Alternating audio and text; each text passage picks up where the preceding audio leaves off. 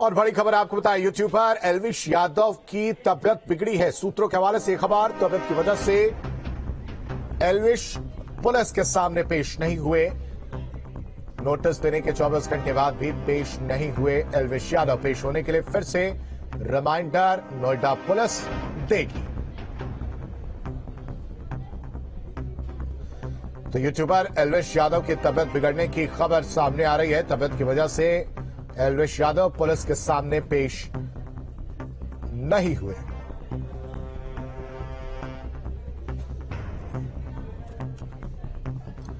और खबर पर ज्यादा जानकारी के साथ अमित चौधरी हमारे संवाददाता हमारे साथ लाइव कनेक्ट। अमित, कई बार हमने देखा है कि इस तरह की चीजें निकलकर सामने आती है कि किसी मामले में अगर कोई फंसता है तो अचानक से तबियत बिगड़ जाती है। हालांकि हकीकत क्या है ये तो भविष्य में ही पता चल पाएगा। अभी अगर समझा जाए इस पूरे केस को, तो अब एल्विश यादव कब पुलिस के सामने पेश हो सकते हैं?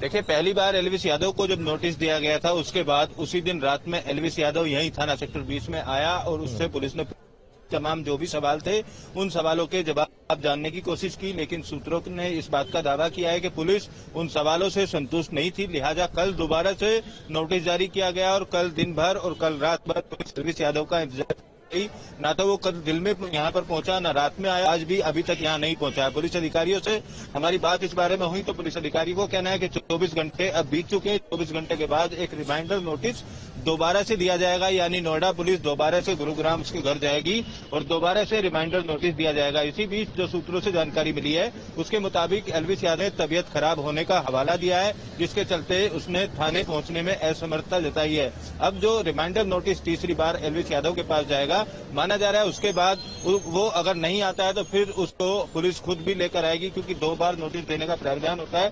उसके बाद भी अगर बयान देने के लिए कोई नहीं पहुंचता है तो उसको फिर पुलिस टीम जाएगी और अपने साथ थाने लेकर आएगी, फिर यहां से पूछताछ होगी।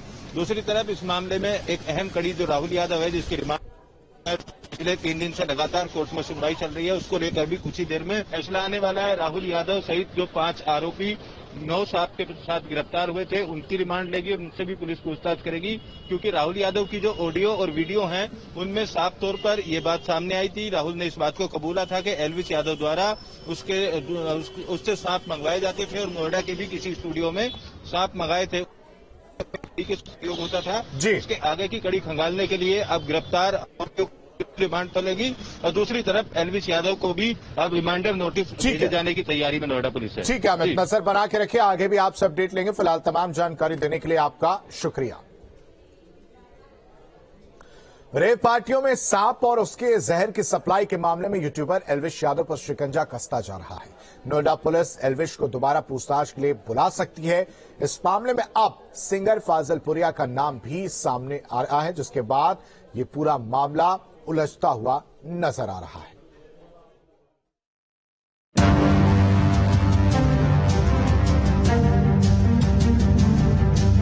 रेव पार्टियों में सांप और उसके जहर की सप्लाई के मामले में अब नया मोड़ आ गया है। यूट्यूबर एल्विश यादव से पूछताछ के बाद नए खुलासे सामने आए हैं। एल्विश ने पूछताछ में दावा किया कि वीडियो में जो सांप दिख रहा है उसे सिंगर फाजिलपुरिया यानी कि राहुल यादव ने अरेंज करवाया था। ये वही फाजिलपुरिया है जो फिल्म में कपूर एंड सन्स का गाना लड़की ब्यूटीफुल कर गई चुल गाकर चर्चा में आए थे। एल्विश के बयान के बाद फाजिलपुरिया सवालों के घेरे में आ गए हैं। अब पुलिस फाजिलपुरिया को भी नोटिस देकर पूछताछ के लिए बुलाएगी।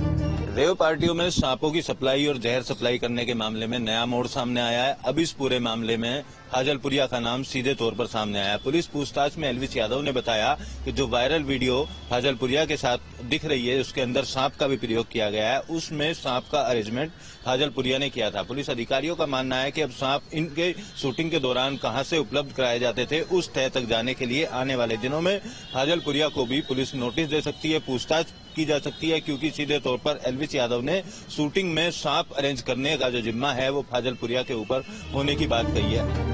नोएडा पुलिस का पूरा फोकस एल्विश से पूछताछ और उसके बयानों से मिले साक्ष्यों पर केंद्रित है। मंगलवार की रात करीब 3 घंटे पुलिस पूछताछ के दौरान एल्विश के पसीने छूटने लगे।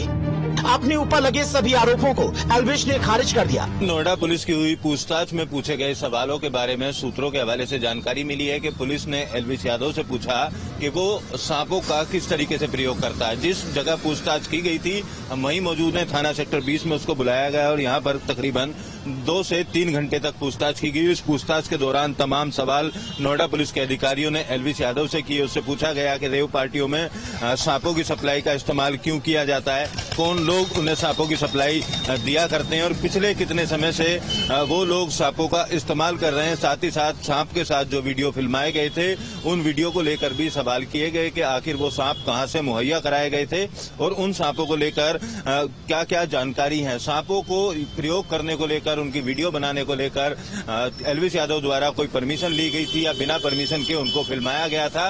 तमाम एंगल्स पर 10 से 12 कड़े सवाल नोएडा पुलिस ने पूछे। सूत्रों के मुताबिक पुलिस ने एल्विश से क्या सवाल पूछे ये आपको बताते हैं। सवाल नंबर 1, राहुल कौन है और आपके लिए क्या काम करता है। सवाल नंबर 2, सांपों के साथ वीडियो बनाने का क्या मकसद है। सवाल नंबर 3, सांपों के साथ वीडियो के लिए क्या अनुमति ली गई थी। सवाल नंबर 4, दिल्ली एनसीआर में कहां-कहां रेप पार्टी की जाती थी। सवाल नंबर 5, सांप के जहर का किस तरीके से उपयोग होता था। सवाल नंबर 6, रेप पार्टी में विदेशी लड़कियां कहां से बुलाई जाती थी। सवाल नंबर 7, आप कौन कौन से नशे के शौकीन हैं। सवाल नंबर 8, सांप के साथ वीडियो कहां पर रिकॉर्ड की गई। पूछताछ के बाद एल्विश दिल्ली वापस चला गया। पूछताछ के दौरान एल्विश ने अपने ऊपर लगे आरोपों को झूठा और निराधार बताया। हालांकि सांपों और उनके जहर को लेकर पूछे गए सवालों से एल्विश काफी असहज हो गए थे। उनका चेहरा भी उतर गया था। एल्विश ने पुलिस से कहा कि मेरा इस मामले से कोई लेना देना नहीं है, मुझे जानबूझकर फंसाने की साजिश की जा रही है। पकड़े गए लोगों से मेरा किसी तरीके का कोई संबंध नहीं है। पुलिस सब पकड़े गए लोगों को रिमांड पर लेकर पूछताछ करेगी। उसके बाद फिर एल्विश को दोबारा पूछताछ के लिए बुलाया जाएगा। अब दूसरे दौर की पूछताछ के लिए पुलिस तैयार है। पुलिस की 3 टीमें गठित कर दी गई हैं जो एक सवाल एल्विश यादव से पूछेगी। इस केस से जुड़े तमाम आरोपों को लेकर एक लंबी लिस्ट नोएडा पुलिस के पास मौजूद है जो अगली पूछताछ के दौरान पुलिस सामने रखेगी और सब लोगों को अलग अलग बैठा कर भी पूछताछ की जाएगी। ऐसा लग रहा है कि एल्विश को अब अपनी गिरफ्तारी का डर सताने लगा है। दोबारा पूछताछ के लिए वो नोएडा आने से बचने लगा है। दावा किया जा रहा है कि पुलिस ने बुधवार को जब उनसे संपर्क किया था तो वो अपनी तबीयत ठीक नहीं होने की बात कहने लगा। अब माना जा रहा है इसमें जिस तरीके से फाजलपुरिया की एंट्री हुई है तो आने वाले दिनों में फाजलपुरिया और एल्विश यादव की मुश्किलें बढ़ सकती हैं। वीडियो जर्नलिस्ट भरत शर्मा के साथ अमित चौधरी, न्यूज स्टेट नोएडा।